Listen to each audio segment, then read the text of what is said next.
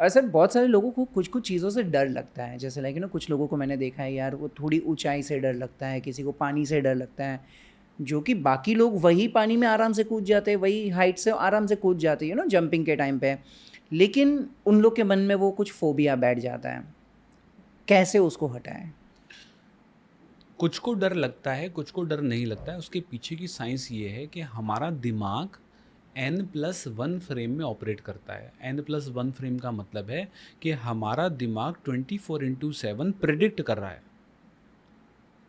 ठीक है, हमने हालांकि बात करी है कॉन्शियस माइंड और सबकॉन्शियस माइंड, लेकिन एक माइंड और होता है जिसको हम कहते हैं अनकॉन्शियस माइंड।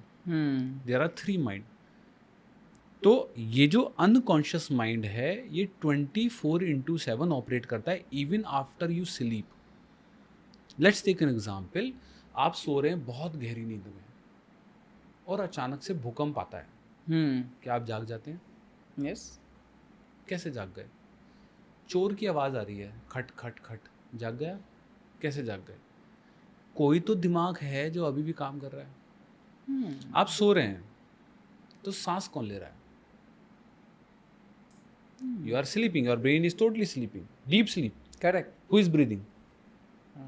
ये जो ब्रीथ कर रहा है बॉडी, ये कौन है? This breathing is totally controlled by the unconscious mind. Your heart is breathing, your heart is pumping when you are sleeping. Who is pumping this heart? इसको कौन ऑपरेट कर रहा है? Unconscious mind. तो अनकॉन्शियस माइंड वो mind है जो आपको जिंदा रखने के लिए डिजाइन है।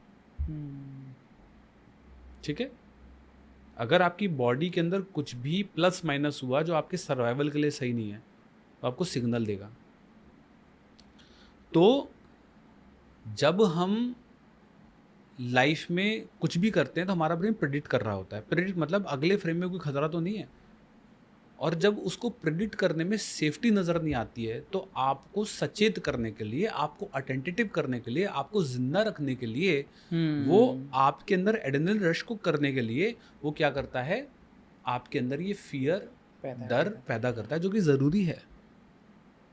अगर फियर पैदा नहीं करोगे तो कूद जाओगे भाई, नीचे कूदोगे तो मर जाओगे। Correct correct correct correct. तो वो fear is for your safety purpose, लेकिन क्योंकि अब लोगों ने इसको थ्रिल बना लिया है, डर के आगे जीत बना लिया है, तो वो बंजी जंपिंग कर रहे हैं। But we are not design to do the bungee jumping और द पैरा ग्लाइडिंग और दीज थिंग के लिए हमारा ब्रेन डिजाइन नहीं है ना। उसको तो लग रहा है मैं मर जाऊंगा। सही है। ठीक है, तो पहली बार में आपको डर लगेगा। क्यों लगेगा? क्योंकि ब्रेन को पता नहीं है कि मैं नहीं मरूंगा। लेकिन जब उस चीज को लेकर वो फैमिलियर हो गया, मतलब पहली बार आप कूदे और आप नहीं मरे, अरे यार ठीक है ना, करेक्ट, नहीं मरते इससे, चलो दोबारा करते हैं। तो अक्सर आपने देखा होगा कोई भी चीज को पहली बार करने में आपको डर लग रहा है, लेकिन जब कर लेते हैं दोबारा, पता है क्या बोलते हैं? वंस मोर, दोबारा करते हैं। झूले पे बैठने में डर लग रहा था, एक बार बैठ गए, अब पता है क्या, अब दोबारा करता हूँ। दोबारा करने में आपको मजा आएगा फिर, क्योंकि ब्रेन उस चीज को लेकर फैमिलियर हो गया है। तो how to overcome any fear in your life? You can overcome any fear in your life by familiar with that fear. आप किसी भी फियर को ओवरकम कर सकते हो उस फियर से फैमिलियर करवा के अपने ब्रेन को। Correct correct. बस उससे फैमिलियर करवा दो उसको, और उसको बोल दो ऑल इज वेल, हो जाएगा, हो जाएगा, इसमें तेरे को कोई नुकसान नहीं है, मैं कह रहा हूँ, गारंटी दे रहा हूँ, कोई दिक्कत नहीं है इसमें, तू कर ले। Correct correct correct. हमेशा याद रखिए, ब्रेन आपके अगेंस्ट में नहीं है, ब्रेन आपके साइड में है। ब्रेन की इंटेंशन आपको सिर्फ सेफ रखने की है। लेकिन सर इसमें कभी कभी ऐसा नहीं हो जाता कि उन्होंने अपने लाइफ में कुछ ना कुछ ऐसा इंसिडेंट्स देखा हो, जैसे लाइक किसी ने अगर let's say for example car drive करते टाइम पे एक एक्सीडेंट देख लिया, अभी अगली बार वो कार ड्राइव करने से हमेशा डरेगा, डरेगा, हमेशा डरेगा। तो वो सिचुएशन से, मतलब अभी कुछ भी छोटी सी चीज़ आ जाए वो डर जाएंगे, तो तभी उन कैसे वो कंट्रोल करे कि नहीं यार दिस इज़ ओके, लाइक आप ड्राइव करो, तभी हो गया। जैसे ही वो जो उनके साथ ट्रॉमा या इंसिडेंस हुआ, किसी को देख लिया उन्होंने इस तरीके से एक्सीडेंट होता हुए, या आप ये समझ लीजिए कि अभी रिसेंटली अहमदाबाद के अंदर हमारा एक बहुत ही बड़ी ट्रेजेडी हुई, राइट, प्लेन क्रैश हुआ। जो प्लेन क्रैश लोगों ने टीवी पे देखा और जिन लोगों ने प्लेन क्रैश रियलिटी में वहाँ पर अपनी आंखों से देखा, उन दोनों में बहुत अंतर है। जिन लोगों ने लाइव देखा होगा ना वहाँ पे, वो आज भी आंख बंद करते होंगे ना, वो इमेज दिखता होगा। वो इमेज दिखता, जिंदगी भर शायद अब वो प्लेन में बैठने से डरेंगे। Correct correct correct. राइट, मतलब जो टीवी पे देखा है वही बैठने से डर रहा है।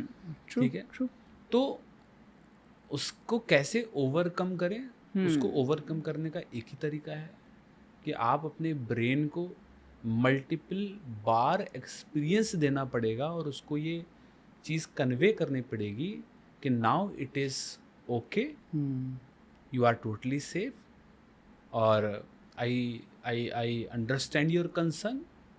ठीक है, और मतलब कहते हैं ना, कुछ घाव टाइम के साथ ही बीतते हैं, तो टाइम के साथ साथ वो ओल्ड मेमोरी आपकी डाइल्यूट होती जाती है और new memories, new belief create होते जाते हैं, डेवलप होते जाते हैं।